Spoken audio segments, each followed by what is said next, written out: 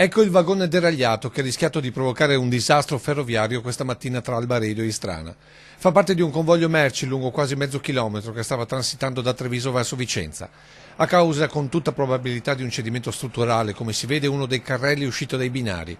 Un deragliamento che è proseguito per oltre 2 chilometri con una delle ruote sopra il ciottolato e l'altra che saltava lesionando in parte il binario e totalmente centinaia di traversine in cemento.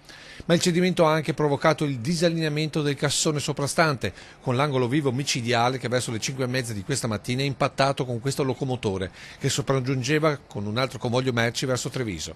Un impatto laterale violentissimo che, come si vede, ha piegato i potenti paracolpi del mezzo, che comunque si sarebbe anche in parte alzato in corsa per poi rientrare sul binario e fermarsi qualche centinaio di metri più avanti, mentre gran parte dei vagoni in coda continuavano ad impattare col cassone deragliato, che nel frattempo si era fermato. Sceso visibilmente scosso il macchinista italiano del locomotore colpito, mentre l'altro conducente, un cecoslovacco, si precipitava sul punto dell'impatto per assicurarsi che non vi fossero vittime o feriti.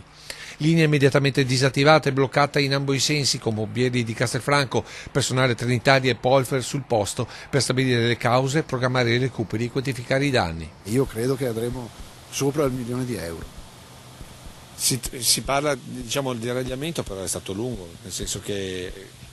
Sì, il percorso fatto dal carro fuori della sua normale sede di marcia è stato abbastanza lungo, ha superato i 2 chilometri. Indagini in corso per stabilire le cause del cedimento per un convoglio proveniente dall'Est Europa, con relativi dubbi sulle manutenzioni programmate. Un disastro evitato anche grazie alla tecnologia. In quel tratto la tecnologia come ha agito?